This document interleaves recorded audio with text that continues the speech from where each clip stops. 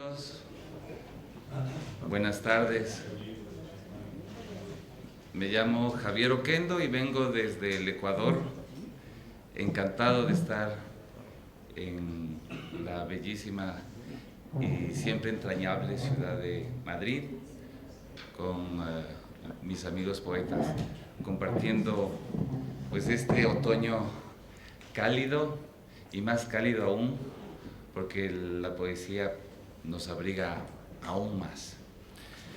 En esta hermosísima sala de la Casa de América queremos pues traerles un mensaje desde ese país de la mitad del mundo que lleva el nombre de esta línea equinoccial o de esta línea imaginaria que un poco ha hecho el papel de enemigo porque nos ha hecho una especie de país invisible. Yo siempre digo que es un país que ha cultivado todo, casi todo, hacia adentro, precisamente por ese anonimato universal, por decirlo de alguna manera.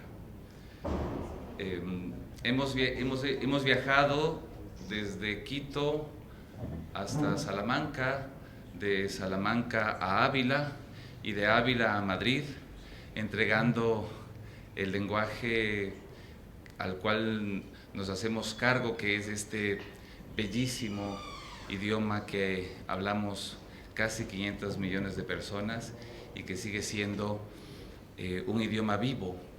Yo recuerdo esa frase hermosa de Clarice Lispector que dice que hay dos animales inertes más vivos que nunca, el mar y el idioma. Y a mí me parece bellísimo que el castellano sea una suerte de animal vivo que todos los días nos trae palabras y nos trae mensajes llenos de una imaginería fantástica. Y por eso estamos aquí. Y ahora reunidos no solamente los poetas ecuatorianos, sino un grupo de poetas españoles maravillosos, de los cuales yo personalmente he aprendido muchísimo. Los leo con una devoción infinita y los quiero mucho. Y por ello, hace, ¿qué diríamos?, pocos meses, se me ocurrió, como editor, que también soy, algo que pues nos ha hecho aún más llenos de afecto a los poetas, tanto a los ecuatorianos como a los que hablamos este idioma en general, y en particular a este grupo de poetas españoles que ahora nos acompañan con sus palabras. Pues hice una colección en la editorial que dirijo, que se llama El Ángel, una colección que se llama Dos Alas, pensando en esta situación de que el ave vuela con dos alas y queríamos que la poesía ecuatoriana vuele y que por el otro lado de esa ave nos llegue el mensaje de la poesía de grandes poetas hispanoamericanos en base a un libro que forme esta ave fantástica de la poesía. Y entonces, pues, hicimos realidad este proyecto y lo hemos estado pensando cómo presentarlo en los distintos países de Hispanoamérica. El primero ha sido precisamente España. De los 23 libros que forman hasta el momento esta colección, 5 poetas son españoles. Así que traemos este mensaje, esta colección, estos libros que son una suerte de pájaros y que espero que hagan lo que hacen los pájaros, que es emigrar, volar y anidar, en este caso, en el corazón de los lectores. Vamos a comenzar a escuchar a los poetas y en base a esta cuestión de una suerte de sabiduría salomónica para que no haya ningún altercado, quién va primero, quién va al último, quién en la mitad. Hemos decidido utilizar pues el orden alfabético, cual aula de clase, ¿no? Y vamos a empezar con una poeta ecuatoriana que comparte su libro con un poeta español que está presente acá. María Veiga del Pino. Ella es una poeta nacida en un pueblito muy pequeño de la provincia del Cotopaxi. El Cotopaxi en el Ecuador es el volcán más alto que existe, y en esta provincia hay un pueblito que se llama Salcedo. Ella nació allí, vive en Quito desde hace muchos años. Ha publicado 3 libros que han tenido pues muy buenos comentarios críticos, y luego en la Ciudad de México la editorial La Cabra publicó toda su obra en un solo volumen. Vamos a recibir entonces con aplausos a María Veiga.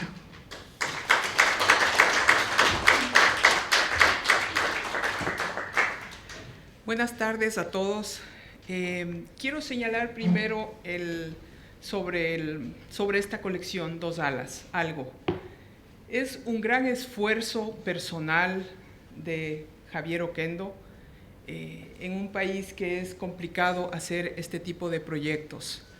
Y sobre todo el haber convocado a poetas españoles, colombianos también, bolivianos, con poetas ecuatorianos. Entonces es un proyecto realmente bello, interesante, y por eso estamos acá. Te quiero agradecer, Javier, en nombre de todos. Les voy a leer un poema que se llama Dios. Este es una especie de Dios humano y que desea. Dios. 1. En la casa del té toco su abanico y en mi olor se desata. Baja líquida la mujer irreemplazable. Detrás del biombo juega al escondite. Un pálido niño trae los aceites. Incendio en mi olor. Aquí donde el oro se pudre. 2. Detrás de mi ojo avisoro terciopelos, máscara inmóvil y un bálsamo. Se acerca la bella con el látigo ciego. Disuelve el dolor, cae la careta sobre tela viva. Sonríe la bella, detrás de mi ojo la estoy soñando. 3. Algo que sabe a sombra aletea en mi falo triste y sus garras atrapan la cáscara que me sobrepasa. Itzamá, esto es en algún lugar de México. Gotea el tiempo, lenta sangre en la muesca de una piedra. Cada recuerdo arrancado a la noche ofrece su rostro, luego se aleja. Quiero el mar, el olor de mujer en un vestido leve. Llegará el mediodía cegado de selva y agobio. Llegará con el murmullo en la plaza donde se bebe agua pútrida y en los caminos las madres vierten salmuera de sus pechos y los hombres lamen cuerpos cercenados en la guerra mientras rezo a nadie. Y para finalizar, algo sobre Madagascar. Esto es a propósito de un ritual funerario. En la ensenada, los convocados ordenan piadosas bestias hacia la tumba. Caen sin reclamo al sordo afán de las hachas. Por las hojas de los árboles y los desnudos cuerpos se coagula el sol presente en la honra. El cortejo carga el cuerpo por el sendero. Ávida tierra y moscas cantoras sorben la descubierta sangre, tibia y generosa ofrenda. Depositan el cuerpo en lecho amurallado. clavan junto a la sepultura secreta vida tallada en perfumados maderos. Los convocados destajan bestias yacentes, reparten carne trepidante, arrancan los cuernos de los machos, guardianes del muro y del viaje. Efímera miel protegida hace tiempo. Después de la honra, sombras. Oración y tinieblas consumen las cenizas de un pez sobre los fogones de las chozas. Inaugurados en la bruma, esperan el cardumen. No se atreverán a arriesgarse al mar. Un dios azaroso aguarda bajo el aleteo de los pájaros, en el barco arrancado de las aguas y su lenta derrota en la playa. Reventará el horizonte contra el cielo, ahogará la tierra y los grillos en las axilas de las mujeres. No se amamantará con la sangre de los bueyes desnucados en la tumba del nacido y su muerte fasta. Hermanadas en el misterio las sombras. Desatado bramido que anticipa las mareas, habita el barco encallado, la ensenada, mi sombra. Anhelo abrasador con ciudades espléndidas, vainilla negra, lirios en el ansia y oro congelado en la roca. Este Dios convirtió los sueños en oquedad de espejos, nos abatió con extraña fiebre, empujó la nave, la deriva, su lengua lambe invisible miel en los aljibes de este buey herrumbroso la ofrenda.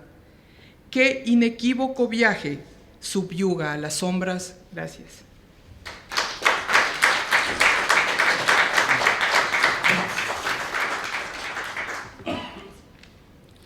Siguiendo el orden alfabético, vamos a recibir a la poeta ecuatoriana Ana Cecilia Blum. Ana Cecilia está ya pendiente de sacar su libro en 2 alas. No lo ha hecho por una cuestión. Ella es una de las más importantes gestoras culturales del Ecuador.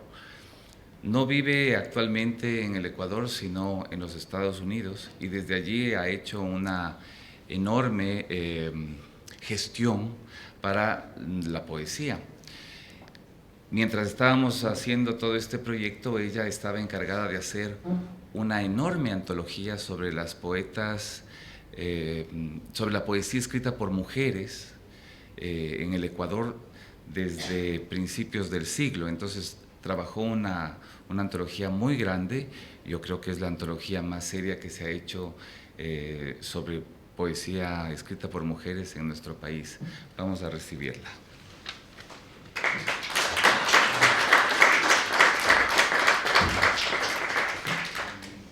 Buenas noches, qué alegría estar aquí con todos ustedes, compartir versos y amistad. Primer poema, del retorno. Hay calles que te llaman, vidas que te llaman, metáforas que quieren coagular tu nombre, una casa en ruinas, pero tu casa. Ya es hora de cuidar de tus muertos, alimentarlos, vestirlos, sentarlos a la mesa, ordenar los versos, desempolvar la biblioteca, devolverte a la quietud de la palabra. No temas, que el retorno jamás te quitará los elefantes, la ballena, el oso pardo, la montaña, el tornado, los aguaros. Ellos serán siempre en la memoria. Humana. La tarde cae azul lento en las cañadas. ¿Escuchas? La marcha verbal del río, un alboroto de vientos en las grutas, una ardilla tan pura duerme bajo la roca. Y tú nada allá arriba, criatura del eco, solamente humana, porque nunca serás imagen, sonido, roca, ardilla o río, noche o viento.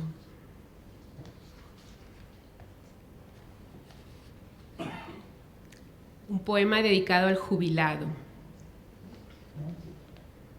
Esa mañana cuando la luz se metía entre las bancas, a través de los álamos, en el parquecito de Santa Fe, frente a la Basílica de San Francisco, el jubilado me dijo que a veces uno no desea morir, solo a veces, cuando el esqueleto se despierta sin quejas y en la terraza el sol entiende la piel de la vejez. Cuando el menú del día está rico, la pensión llega a tiempo, completa, y la casa no insiste en caerse a pedazos. Cuando la memoria recuerda solamente lo bueno, los hijos vienen de visita, los nietos cuelgan de la alegría, abren la nevera y se comen hasta la soledad. Cuando uno reposa contento, encantado, en las tintas de un buen libro o en los andamios de una gran película, y entonces no hay apuro para encontrarse con Dios. Eso me dijo el jubilado en el parquecito de Santa Fe frente a la Basílica de San Francisco, que a veces uno no desea morir, solo a veces.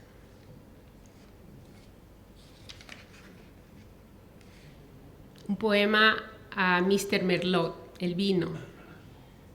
Mr. Merlot, inúndame de levedad, acuéstate, estírate, riégate.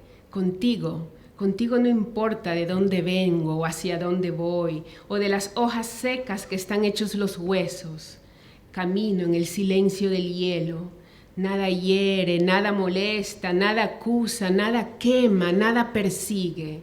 Casi no siento mi cuerpo y me encanta. Todo es etéreo y no arrastro atrofias de acero. Nostálgica. Son las 6 de la tarde y no hay nadie a quien decirle, venga para tomarnos una taza de chocolate con rosquitas. El portal está escrito con los relatos del bisabuelo, cuentos de aparecidos que iluminaron la infancia. Las sombras crecen en las jorobas de la noche, los coyotes muerden el tesón del viento allá afuera. Un tren en la distancia, un tren en la distancia. Yo soy ese tren descendiendo las crestas de cañones. Y para culminar, Poeticus. Escribo, porque el verbo escribir suena a única certeza, y es ruta sin distancias, y es cuerpo sin virus. Escribo, porque la hoja en blanco es un gato feral, y debo recogerlo, alimentarlo, darle guarida, amarlo. Escribo, porque los adjetivos acechan, y cuando matan también dan vida. Escribo porque todo en mí es un desencuentro, los terminales se mudan, las calles cambian de nombre y nunca atino estaciones, horarios o trabajos, retornos o partidas. Escribo porque aunque duele, no duele tanto. Escribo para llenar los cántaros, limpiar los espejos, empuñar los espacios, caminar los laberintos. Escribo para no morirme de pena. Por eso escribo. Gracias.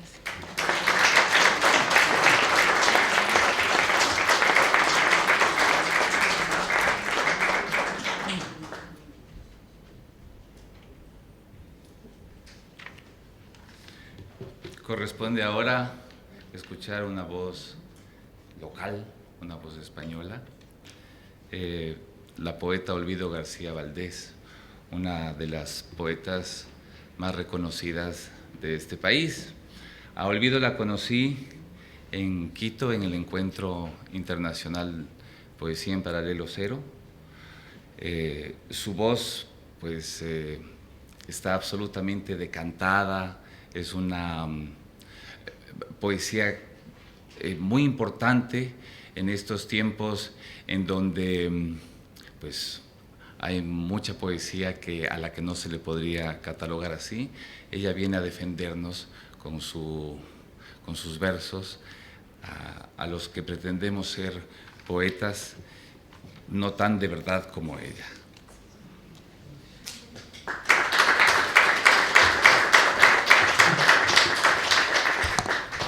Muchísimas gracias, Javier. Qué barbaridades hay que oír una tarde en Madrid, viniendo de tan lejos. Es un gusto verdaderamente, es un placer y es un privilegio compartir esta tarde con nuestros amigos, los poetas ecuatorianos y también con los poetas de acá, y agradecer este esfuerzo enorme a Javier Oquendo, pero también a todos, esta colección extraordinaria hecha con un cuidado y con un mimo que los que la hemos vivido podríamos dar fe.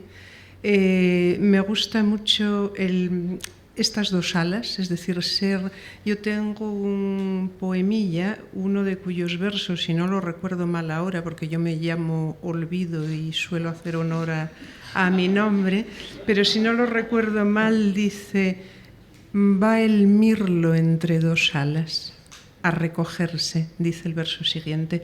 Pero ese ir entre dos alas, ¿no? Ser un animal entre dos alas. Este libro es un animal entre dos alas. Me gusta porque la otra parte, la otra ala, es de Bruno Sáenz, un poeta extraordinario, ecuatoriano. El mimo del libro está también, por ejemplo, en la portada, en las cosas que aparecen.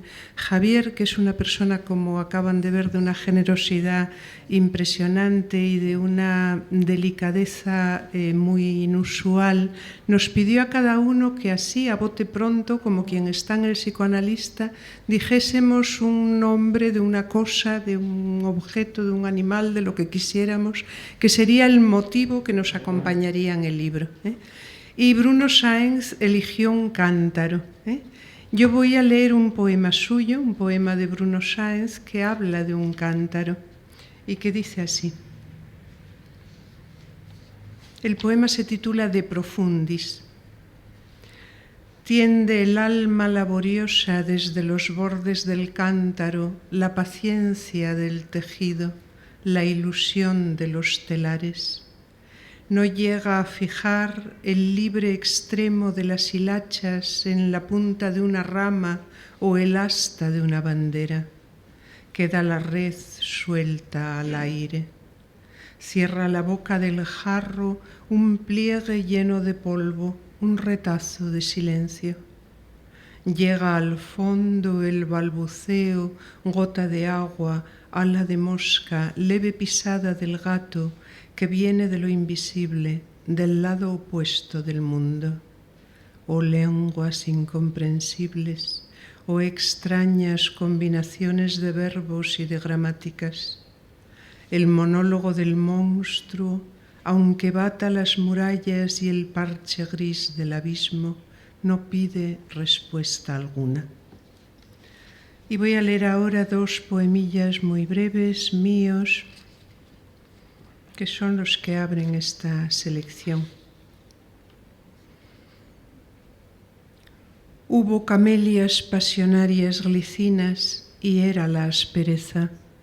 Hubo un animal con una pequeña mancha blanca, caía la noche y era quieto.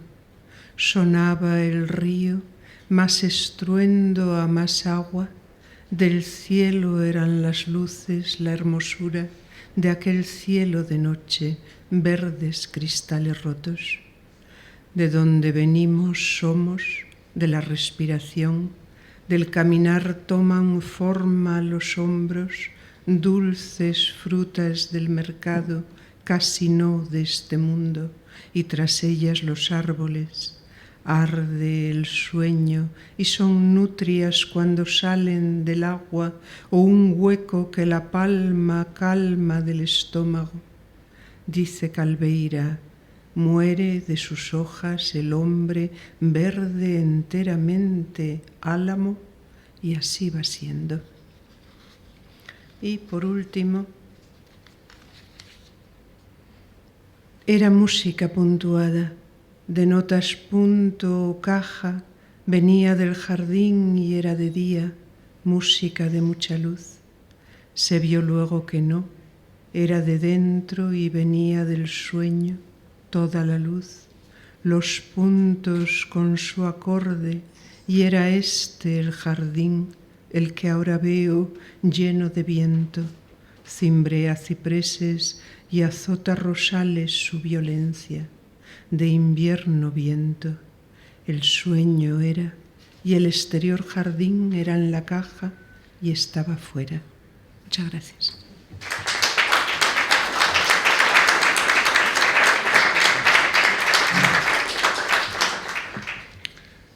Le corresponde ahora también a una voz española, a la cual quiero muchísimo. Bueno, somos amigos desde hace ya algunos años, nos conocimos en esa ciudad monumento que es Granada, y en el Festival Internacional de Poesía ya, y pues habíamos sido ya amigos por estas comunicaciones maravillosas y terribles que suelen ser las redes sociales, en donde el lenguaje triunfa. Eso es lo que más me gusta a mí de las redes sociales, ¿no? Que pese inclusive a los emoticones, a las caritas felices, a las caritas tristes, lo que triunfa siempre es el lenguaje, porque tarde o temprano, luego de una carita feliz, se nos dice algo bonito. Y vaya, Raquel Lanceros nos dice muchas veces cosas bellísimas a través de su poesía, pues que ha sido muy reconocida, muy laureada. Ella además tiene una simpatía, un imán con el público fascinante. Cuando estuve en Quito en el Encuentro Paralelo Cero, pues sin exageración, aunque Olvido no lo crea, y crea que soy exagerado, que no lo soy, de verdad que esto es el puro cariño que les tengo y la pura admiración. Raquel Lancero dejó enamorado a la mitad de Quito.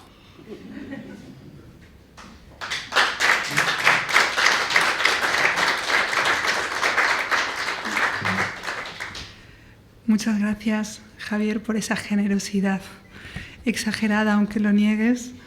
Y parafraseando a mi querida compañera Olvido, qué barbaridades hay que oír en estas tardes cálidas de Madrid.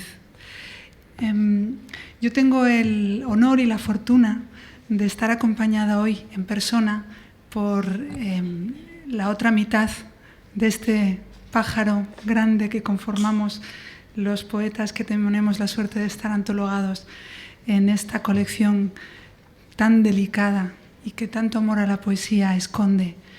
Ustedes van a comprobar que mi compañera de vuelo es una poeta maravillosa, porque va a venir a continuación. Y yo me imaginaba cuando estábamos con Javier haciendo todo el trabajo de selección y él nos daba puntualmente las instrucciones, porque es laborioso y trabajador, como yo he visto muy pocas personas en este mundo de la poesía.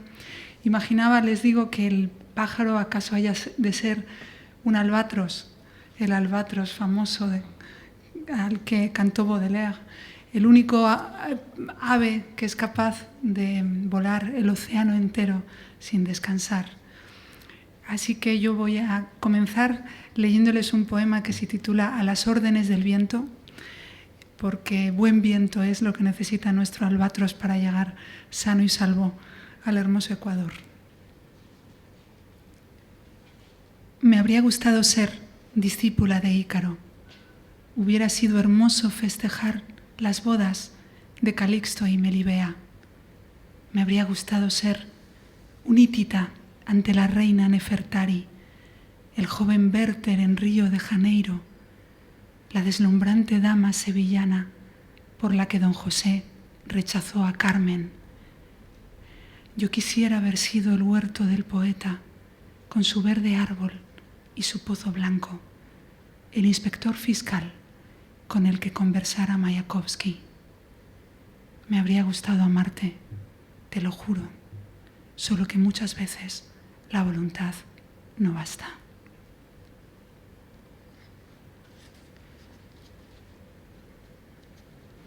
Y concluyo con un poema que es un homenaje a ese camino invisible de ida y vuelta que nos une a todos los que hemos nacido en España, con todos los que han nacido en América, especialmente en América Latina, y que nos convierte en hermanos de manera ineludible. Así que el tiempo que tardemos en reconocerlo, peor para nosotros. Yo lo he sentido desde la infancia, porque mi casa es una casa en la que hubo muchos hombres y mujeres que fueron y volvieron y me enseñaron que aquello es igualmente nuestra casa. Como hay millones de historias y solo puedo contar una, les voy a contar la historia de uno de esos hombres. Cayo Hueso, Dublín. De espaldas se dijera un hombre hercúleo, manos inabarcables que a fuerza de apretar se iban deshilachando, pero seguían vacías. Cuando emigra el futuro, el hambre permanece. Cansado de zurcir la realidad mugrienta, un día decidió postularse ante un sueño en una isla lejana, nuestra y nosotros de ella, tan imbricada y húmeda de historia compartida, toda ascendencia fértil, cimiento de esperanza. En Holguín, mi bisabuelo Zacarías Lanceros pasaba al raso noches de paz junto al bohío, empuñando los astros con ese coraje de quienes nada tienen y son dueños de todo. Después vino el brillante regocijo en La Habana, la fiesta del vigor, la guayabera nueva, esa fotografía en sepia desde donde me miras con mis ojos a través de los años. Las palabras son vínculos y son pesados diques. Hilvanabas tus días debajo de un jagüey al lado de un anciano a quien nunca entendiste, padre del capataz americano al mando del mañana, la línea ferroviaria pionera entre Miami y Cayo Hueso. Regresaban exhaustos girando el cigüeñal aquellos hombres de tez anochecida. Come on, Sacre, come on. ¿Cuánto habrías deseado poder hablar con ellos? 80 años después, sobre la hierba de otro país repleto de emigrantes, una chica morena descubre a Seamus Heaney. Cada tarde a las 6, su patrona la busca. Come on, Rachel, come on. Bienaventurados los que depositan su diáfana semilla dentro de la tierra, porque de ellos será el reino de los tiempos. He venido a decirte que vengué tu memoria, comprendiendo el destino en varias lenguas, igual que de rodillas postrada ante tu alma, escribo este poema que conjure el olvido. ¿Qué importa que naciese cuando tú ya habías muerto? La mirada de Dios convierte en uno pasado y porvenir. Hay algo ignoto que me permite oír llorar aquellas vías cuando me quedo a solas. El afán de mi sangre sigue volviendo a casa por la noche, por las viejas traviesas. Con una única vida nunca es suficiente.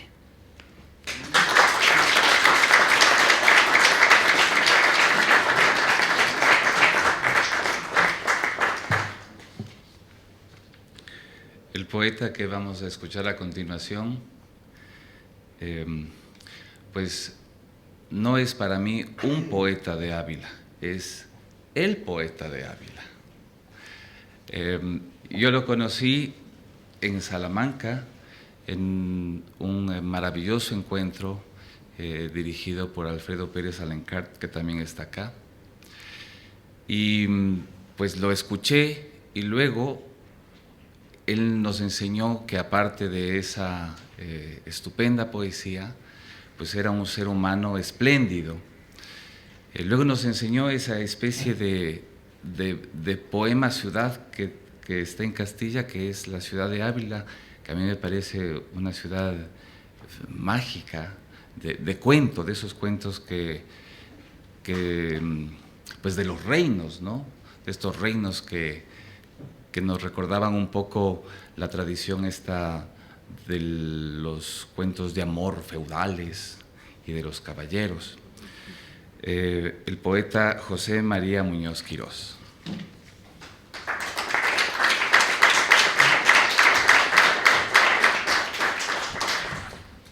Buenas tardes. Es verdad, nos hemos encontrado en Salamanca, en Quito, en Ávila, en lugares mágicos siempre. Siempre que hemos estado juntos, las relaciones de la poesía se han configurado a través del espacio como una fusión, como una simbiosis verdaderamente interesante. Y luego llegó esta colección que es absolutamente mágica también, porque es como una continuidad de lo que pasa en Ecuador, de lo que pasa en esas jornadas que Xavier lleva y que Xavier dirige perfectamente bien, en el lugar del mundo donde no hay nada, porque no es mundo, es el paralelo cero, deja de ser el mundo allí. Y la poesía, evidentemente allí se hace más poesía, porque se hace la poesía del espacio sin número, ¿no? sin posibilidad. Bien, voy a leer unos poemas de este libro, de esta antología pequeña, que yo elegí, evidentemente viniendo de donde vengo, de Castilla, de lo más arraigado de España, en la piedra. Elegí la piedra como símbolo que debía llevar, junto con mi querida María Veiga, que ya he leído, que eligió un arquero, ¿no? No hay pisadas más libres que esos pasos que no conducen a otro sitio distinto que a ti mismo. Pisadas como labios inocentes, como horizontes de cristal, como páginas de un lenguaje absorto en la desolación de lo invisible. No hay caminos que se hagan al andar. En la fuerza de una pisada queda la tierra y su memoria. Y del libro El rostro de la niebla. No todas las preguntas son lo mismo. Unas veces el duro enigma brota como un agua sin fondo. A veces mana como el silencio de una tarde breve que se escapa en las alas de una triste cigüeña cuando vuela. Otras veces es la sombra de un árbol en verano o la fuente que se alza en chorro abierto hacia la inmensa brisa donde abraza la soledad del viento. Son preguntas como labios sedientos, como noches heridas ya que nadie reconoce. No todas las preguntas son preguntas. A veces viene el agua y nos responde. El poeta Ovidio, que pretendió siempre ser poeta por encima de todo, recibió una carta de su padre en la cual le pedía que dejase de ser poeta y que se dedicase a algo más noble o más importante, que se dedicase a la política, por ejemplo, del Senado. Y entonces le contestó una carta a Ovidio con un primer párrafo, una primera parte de la carta, un primer verso, que es verdaderamente lo que me ha visto a mí hacer este poema carta. Dice Ovidio: Padre, perdóname, no haré más versos. En latín es un perfectísimo verso y un perfectísimo verso musical y magnífico. Padre, perdóname, no haré más versos, aunque me hunda en el vano vacío de no existir y muera como pájaro enjaulado en su cárcel a la que tanto ama y de la que nunca pensó que escaparía. Padre, perdóname, no haré más versos, ni soñaré que algo no tangible me salude cuando despierto, cuando solo es de día para los que tienen oficio más decente. Perdóname, los versos solo pueblan escaparates de nostalgia, luz oscura y veneno tan agrio como un beso premiado por ser dócil, por ser siempre solo uno más en el cúbil del mundo. Pero Padre, perdóname, no haré más versos. Y para terminar, el poema Poeta, que es un poco una poética disfrazada a través del lenguaje de lo que para mí el poeta debe consustancialmente ser, ¿no? Poeta. El poeta es esclavo de sus versos escritos, de sus palabras mudas, de sus silencios obsesivos, de sus grandes errores.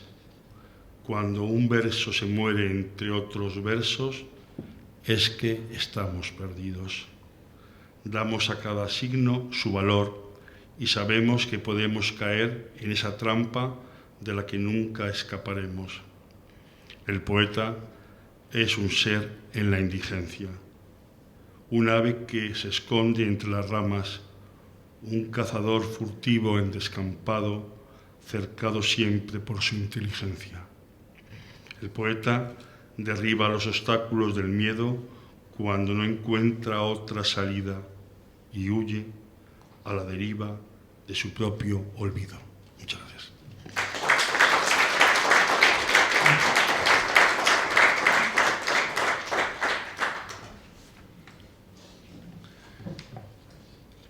Debí decir esto al principio, pero me van a disculpar que no haya leído pues las fichas frías que se acostumbran a leer siempre cuando uno presenta un poeta, pero he preferido hacerlo desde el afecto, desde la complicidad y desde el gusto, porque de verdad que estoy absolutamente emocionado, ¿no? Estar encerrado en una especie de cápsula de oro barroca y me vuelve aún más un ser emocionado. No sé si emocionante, pero al menos emocionado, que ya es algo. Voy a llamar a Alfredo Pérez Alencart. Con Alfredo pues nos unió una cosa mágica que produce realmente la poesía. Yo había escrito hace muchos años un poema que se llama La Católica, que es un poema que un poco juega con la idea de la reina Isabel. Y ahí hay un jugueteo entre la posibilidad de que Isabel se haya enamorado un poco de Cristóbal Colón. Hubiera sido muy interesante si es que sería verdad, pero si es que no, pues ahí está, ahí está el motivo. Y entonces Alfredo encontró el poema y pues me escribió. Fue mágico, realmente mágico, porque fue desde la poesía, no desde el poeta. Alfredo es un poeta que nace en el Perú, es decir, tiene su corazón en dos alas también. Por un lado, América Latina, y por el otro, literalmente, Salamanca. Él es un embajador de Salamanca perpetuo y hace un encuentro muy bello que es el Encuentro Iberoamericano de Poetas en esta ciudad emblemática y sabia, y vamos a recibirlo para que nos lea también su poesía.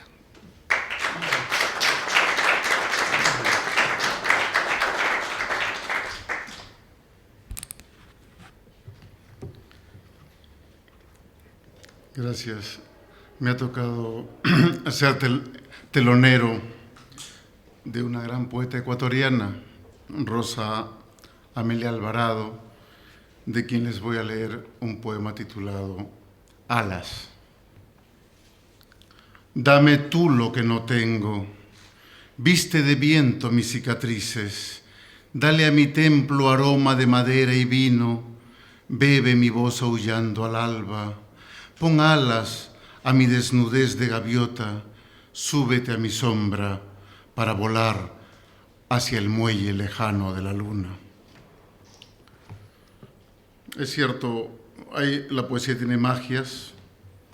Yo vivo casi 30 años en España y nunca he querido ni he deseado leer en Madrid. Xavier y los ecuatorianos me han convocado y la verdad la primera vez que leo en Madrid, y solo por los ecuatorianos y como un homenaje a Alfredo Gangotena, al gran poeta ecuatoriano desconocido que escribía en francés. Una vez mi querido amigo que está aquí presente, José María Muñoz Quirós, me pidió un poema para el 5º centenario. Hice un poema, yo soy muy orgullosamente, soy amazónico más que peruano y soy salmantino más que español.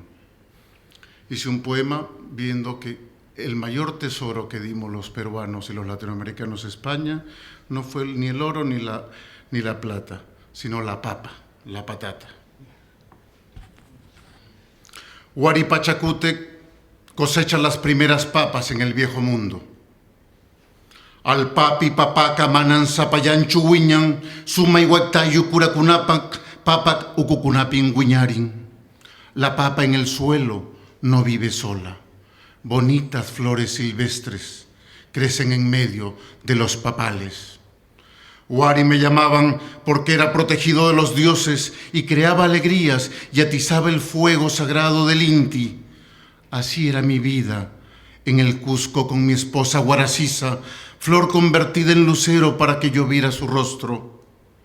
A Castilla me trajeron curtidos marineros de las olas.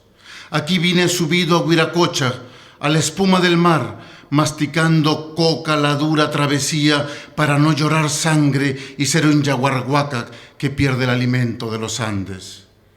Ahora pido que me llamen Pachacútec porque soy quien cambiará el mundo y por mí comenzará una nueva era.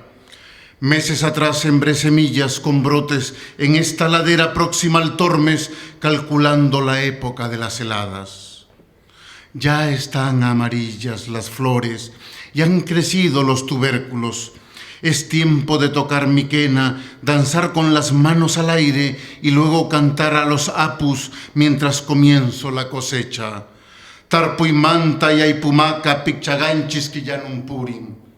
Los autóctonos se extrañan con este ritual de desentierro, pero pronto vendrán en avalancha a sembrar papa blanca.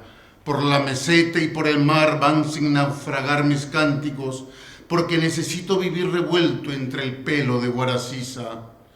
Yo soy el Usui, el que trae abundancia. Yo soy el Guaira, el veloz como el viento. Yo soy el Yaxa, el que tiene el color del bronce. Yo soy el Uxonjo, el fiel de un solo corazón.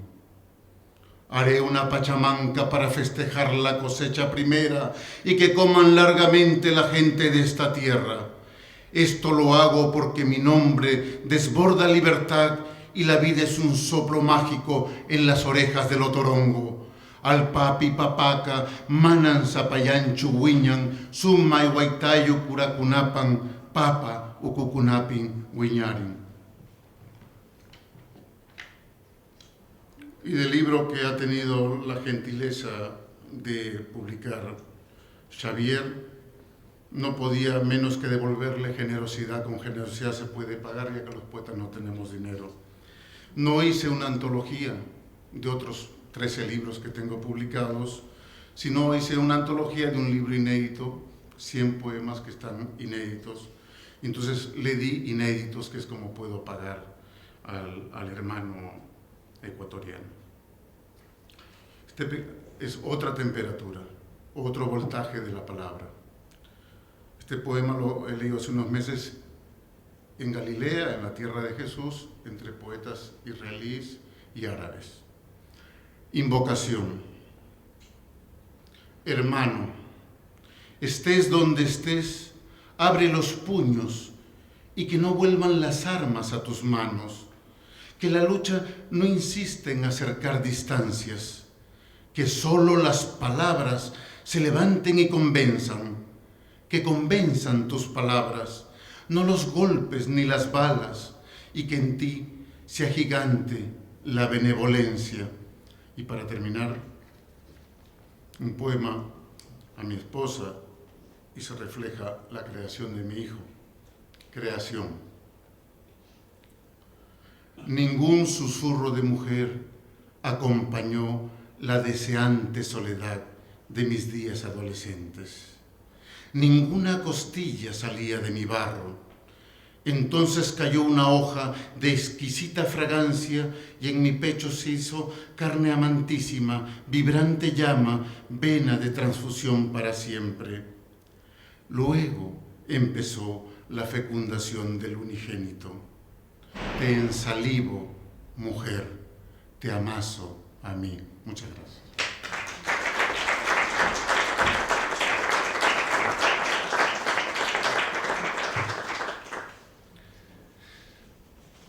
La poeta a la que voy a recibir también viene de Salamanca.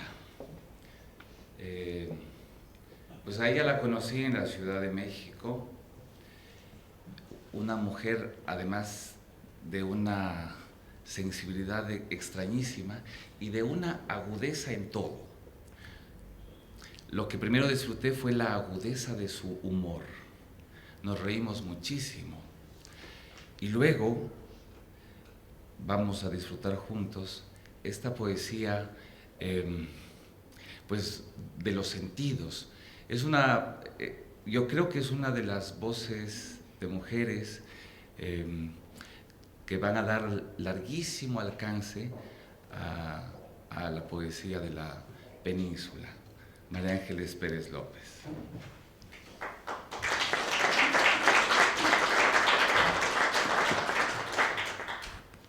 Buenas tardes a todos. Una palabra pequeñísima que necesita 2 manos. Javier conoce la palabra gracias. Necesita 2 manos como nosotros necesitamos 2 alas, como este precioso proyecto nos invita a pensar en palabras que son modos de cercanía, puentes, caminos. 2 alas. Natasha Salguero Bravo, la poeta ecuatoriana con la que tengo la alegría de volar, y un poema suyo que os traigo, Chartres. Desde la nave me susurra un recuerdo antiguo, un sonido remoto y tumultuoso llega hasta mí. Estoy en el centro de la cruz trazada en el piso, rumor de hierros. Irrumpen las masas de soldados, los ejércitos, rostros atribulados los miran. Donde la luz se estrella, algo me eleva, como si mirase el cielo desde la cúpula, desde una abertura en la cima del templo. Abajo, los caballeros siguen su curso, su trágico destino. Veo sus armaduras y lloro. Lloro por tanto espectro deambulando por la tierra. Natasha Salguero Bravo. Y este libro, cuya parte titulé Mecánica y pasión de los objetos, por la obsesión por los objetos, trae una aguja. El hilo se enhebra en el estricto hueco de la aguja y trae memoria del uso, de la rueca, de la paciente disciplina de que hablaba el libro de los proverbios, del largo tránsito por el algodón, por su torcedura, desde que alguien lo miró crecer en su semilla imaginando el blando copo de riqueza, hasta que es parte diminuta e imprescindible de la bobina, la máquina, el pedal, también del pie o los dedos que lo mueven, lo liberan de su propia trabazón, su coyuntura, si es hilo solo, apenas desprendido de la costura tortuosa y necesaria. El hilo arrastra en sí una puntada secular e inconmovible que nos anda trabando, remendando al comienzo del frío, del pudor, del forzoso reconocimiento de la tribu en la lana, en el cuero, en la piel, en la enorme cicatriz de los cuerpos desnudos y amparados. Y 2 poemas para terminar, uno escrito con Federico todavía, con un verso de Federico García Lorca. El carnicero afila su cuchillo, despliega el sucio mapa del despiece, la palabra animal y su temor, sus sílabas cortadas con certeza, como si se pudiera destazar un sustantivo, cerdo, pollo, vaca, sin que la sangre cubra las paredes, como si se pudiera estar pensando en la dulce armonía de la esfera, en el amor al número y al cosmos, mientras se hunde el cuchillo para abrir incisión y templanza entre la carne. Cicatriza la sal sobre esa herida y así el hambre conserva el desconsuelo de ampararse en la limpia tajadura, en la hoja de metal y de papel que se salpica en todos los oficios y es la degollación del inocente. Tiembla la mano que ha de ser exacta. Si escribe carnicero, si inocente. Y termino con un poema que me gustaría leer para Javier Oquendo Troncoso, para esta tarde feliz con los poetas ecuatorianos, con los poetas españoles.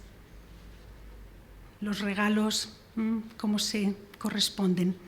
Un poema escrito con versos de Ezra Pound, porque es imposible pensar en términos de usura, hay que pensar en términos de amor. El punzón reconcilia los oficios sobre el cuero y la piel, en la hojalata, en la lámina ardiente de metal. El punzón atraviesa las tareas, la matriz que sostiene los objetos como esqueleto blando e invertebrado, expoliación y entrega del vivir. Percute con violencia amabilísima en el botón del sastre y su cansancio, su redonda manera de decir que noche y madrugada son lo mismo cuando canta agotada la pobreza. Percuten las insignias, las medallas, los broches que apaciguan su altivez con el beso de acero, con su herida. Percute en el troquel del beneficio, también en las monedas que mancharon el pan envilecido y harapiento si lo amasó la usura y no el amor. Cuando el lucro emponzoña la mañana, el punzón pide a gritos la alegría con que las manos aman el trabajo como surco que hiere y restituye. Gracias, gracias.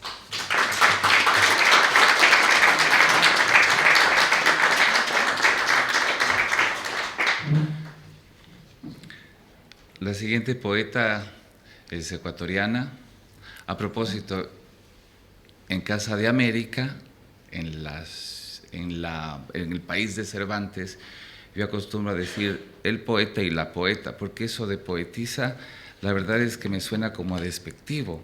Hay un escritor en Ecuador que dice que poetisa le suena a hortaliza, y entonces que es mucho mejor pues tratar de esta manera, a mi juicio, ¿no? Yo de verdad que no tengo ninguna cuestión ligada con el machismo. De hecho, he venido a este viaje, a este recorrido de 2 semanas con 3 mujeres,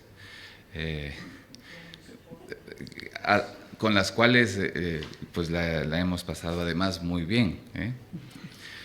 Elsie Santillán Flor. Elsie Santillán es una escritora, porque ella comenzó escribiendo sendos libros de cuentos, de narrativa. Luego se dedicó a la dramaturgia y, curiosamente, como una especie de objeto mimado, apareció un primer libro que se llamó Las cuevas ajenas de la noche, de poesía. Fue una poesía realmente, pues, ¿qué diríamos?, impresionante. Después de ese trabajo con la prosa, pues se dedicó largamente a la poesía, y creo que está condenada a ella, porque literalmente desde que comenzó con la poesía no ha vuelto a escribir un libro o al menos a publicar un libro de cuentos o de dramaturgia. Eso es lo que hace la poesía, ¿no? Madre y madrastra por siempre y por suerte. Elsie Santillán.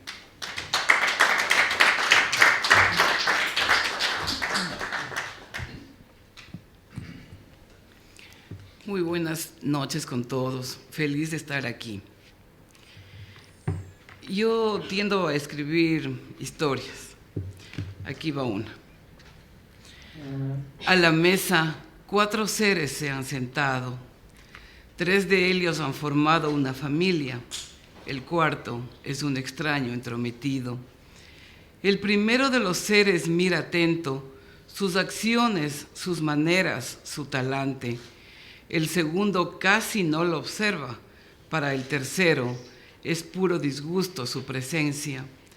El 4 aborrece al uno de ellos y aún más al segundo y al tercero, pero calla, mastica, piensa que este instante es solo pesadilla.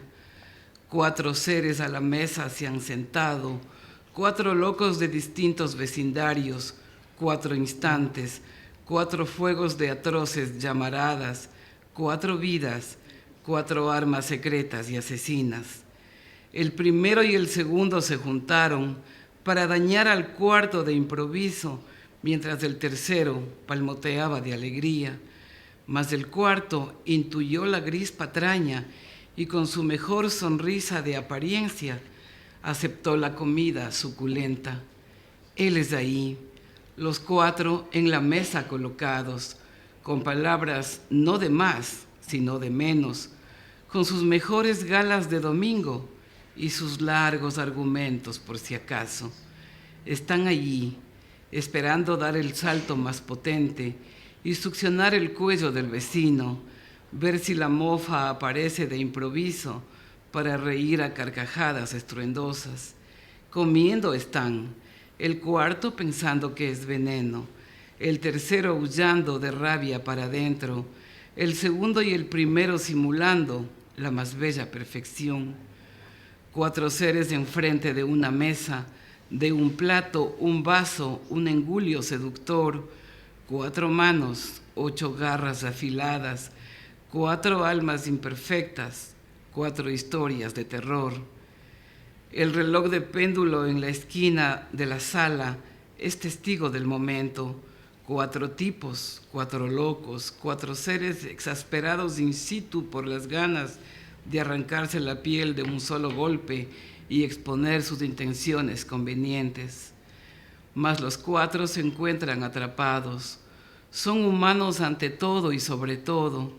Deben aparentar unos años de esta farsa y esperar, solo esperar lo devenido. Y en lejanísimo futuro sin estrellas, 3 de ellos no sabrán quién ha ganado y les tendrá sin cuidado el conocerlo. Importará solamente la certeza de que el sueño largamente acariciado se ha cumplido en el tiempo de los tiempos. Este es un poema que está escrito con mucha rabia. A ustedes, noctámbulos falsarios, pretendientes omnímodos de la conversión del bien en mal, cuántas veces vi sus caras, sus ojillos de zorro, sus manos de guadaña. He probado en infinitas horas de sus vasijas vidrio molido, he escuchado sus atroces conceptos, sus calumniosas frases a espaldas del herido. He sentido desde todos los rincones sus ardientes celos por la magia, las sentencias más disparatadas, las excusas más villanas. Ustedes, que intentaron tejer en el alba un nuevo parlamento tendencioso, que apalearon a la pájara en su nido, robándole los huevos que empollaba, que con el más vil de los silencios pretendieron tapar verdades crueles, que inyectaron en los ojos pócimas de ceguera encarcajadas, que intentaron ser los dioses de Olimpos repletos de abyecciones, que insuflaron en las mentes bocanadas de órdenes navaja. A ustedes digo que todo intento ha sido inútil. Sus máscaras dirigidas fueron máscaras, nunca el horror atravesó la calma. Una luz de esplendor alucinante se irguió delante de sus cuerpos cuando empeñados estaban con el cuento de iniciar el ritual de la insolencia. Ustedes maldecían, salmodiaban frases, inventaban trucos con los dados, comentaban, cuchicheaban, gozaban. Después iban a misa y a los cultos, a golpearse el pecho, a lloriquear por el prójimo, a creer que la santidad salía rauda por los poros de sus epidermis de barro, a pensar que sus vidas eran ejemplos para otras vidas, a inflarse como pavos, a soñar con pajaritos frágiles que entre trinos y dulzuras devoraban a legiones de pirañas por los siglos de los siglos. Pobres hilios ustedes, tristes fantoches de la oscura esencia, perdedores eternos de los todos. ¿Será el turno de la risa? No lo pienso. ¿Será el tiempo de la ofensa? No lo creo.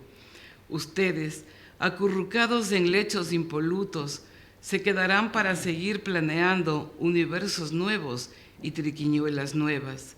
Abrirán sus enormes fauces, sus lenguas relamerán gozosas los belfos al pensar en el próximo festín de odio servido en platos de oro.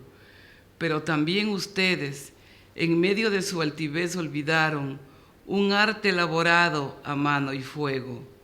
Solo los despistados como yo quedaremos para abrir ventanas, puertas, celdas, claustros y ataúdes. Los miopes sin lentillas como yo, los amantes del ocaso, los soñadores en alforjas repletas de luceros, los sensibles quedaremos, sin que importen las ardides preparadas, ni las danzas de picantes ademanes. He visto tanto en esta vida que nada me parece sorpresivo. Estoy en paz y soy dichosa. Ustedes nunca. Gracias.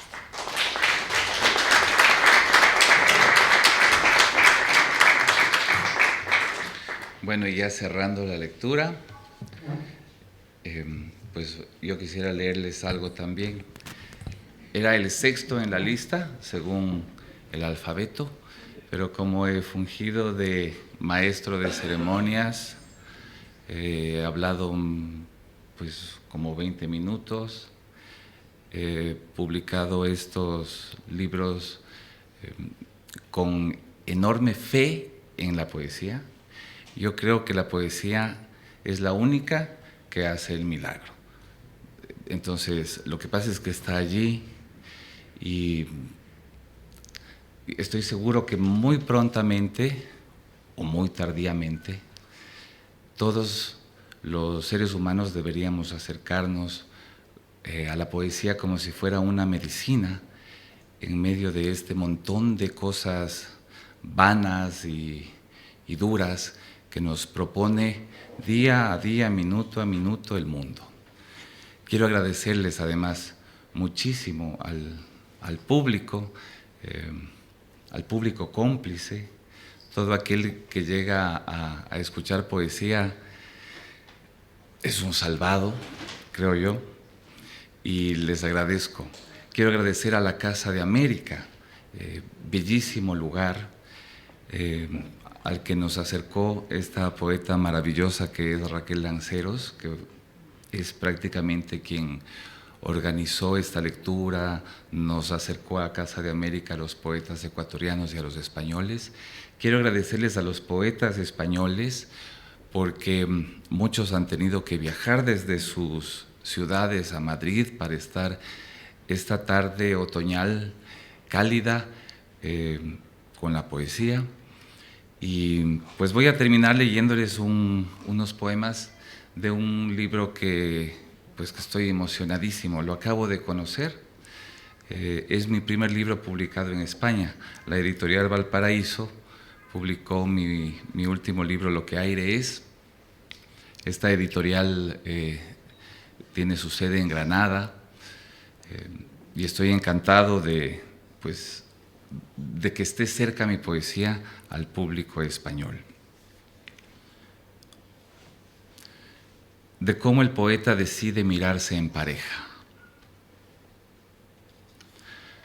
No estamos, nos estamos. Ya no decimos casi nada, ni de esta agua, ni más vale, ni tal astilla. Apenas sonreímos pensando que sí, que hay algo que está allí, que no es pus en los pulmones, ni alergia, ni espuma que impida escribir, que es algo que se asoma, que explota, que se infecta y se afecta, que no combustiona, que es lengua pero no saliva. Estamos, lo cierto, pero nos callamos. Tenemos miedo al signo, al significado, a la dialéctica del verbo, a lo que es en esencia, a lo que es en presencia.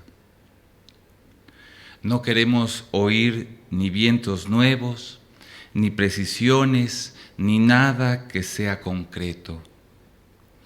Apenas y podríamos soportar impertinencias, alegatos, promociones turísticas, prescripciones, pero no, por favor, algo cierto, algo que comprometa al codorniz del corazón, algo que nos haga justicia al sentimiento.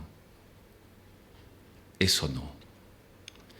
Para ello, habría que estar mudo, y el cielo no perdonaría que le quitemos su himno nacional cantado por los dos.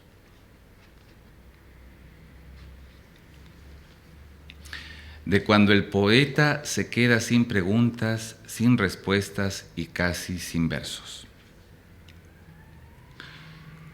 Una vez las preguntas quisieron dejar a un lado a sus interrogantes y salir con sus cuerpos admirados a buscar a Descartes y a las dudas, que según dicen son solo la verdad, pero no existen.